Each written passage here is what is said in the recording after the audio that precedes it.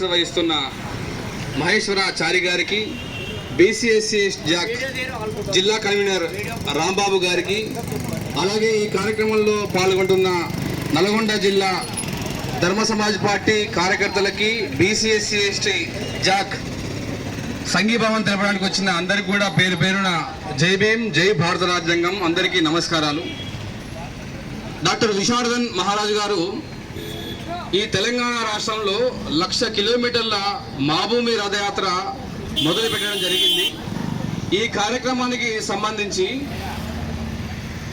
Doctor Visharadan మహారాజు గారు ఈ తెలంగాణ రాష్ట్రంలో ఉన్న 12,000 గ్రామాలలో 22,000 ప్రభుత్వ విద్యా సంస్థలు ఉండడం జరిగింది. ఆ ప్రభుత్వ విద్యా సంస్థలకు సుమారు 22 లక్షల మంది విద్యార్థులు, నిరుపేద విద్యార్థులు ఆ 22,000 విద్యా సంస్థలకు వెళ్ళడం జరుగుతుంది.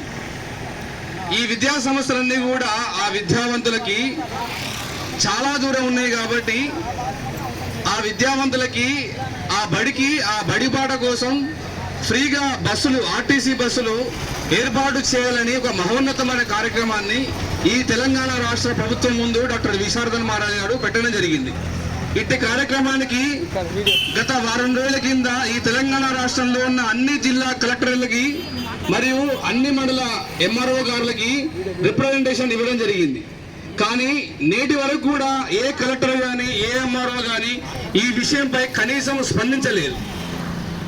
ఈ భారత రాజ్యాంగ ప్రకారం ఏర్పడిన డెమోక్రటిక్ సిస్టమ్ ప్రకారం ఏర్పడ్డ ఈ ప్రభుత్వాలు కానీ ప్రభుత్వ ఉద్యోగులు కానీ వాళ్ళ ప్రాథమిక హక్కుల ప్రకారం విద్య అనేది కనీస హక్కు కాబట్టి ఈ విద్యకు సంబంధించిన దాంట్లో ఆ విద్యావంతులకి, ఆ విద్యార్థులకి ఒక ఉచితమైన బస్సును ఏర్పాటు చేయడం అని ఒక డిమాండ్ పెట్టడం జరిగింది. నిరంతరం మన కోసమే పోరాటం చేస్తున్నట్టుగా, నిరంతరం మన కోసమే ప్రజలు, ఈ పార్టీలు, ఈ ప్రభుత్వ ఉద్యోగులు మన కోసమే పనిచేస్తున్నట్టుగా కనపడుతుంది.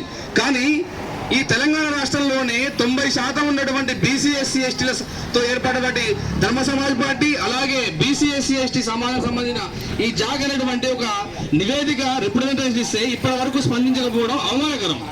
ఈ ప్రభుత్వాలకి, ఈ ప్రభుత్వ ఉద్యోగాలకి 100% అవమానకరం.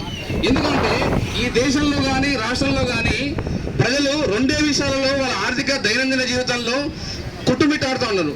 అందులో మొదటిది విద్యా సంస్థలు, రెండోది ఆసుపత్రులు. ఇటువంటి కార్యక్రమంలో ప్రభుత్వ విద్యా సంస్థలు మొత్తం కూడా చాలా తెలివిగా డాక్టర్ బాబాసాహెబ్ అంబేద్కర్ గారు ఈ దేశానికి రాజ్యాంగం రాకముందుకు మనమందరం కూడా బడికి పోయే అవకాశం లేకుండా, అక్షరం నేర్చుకునే అవకాశం లేకుండా చేయడం జరిగింది.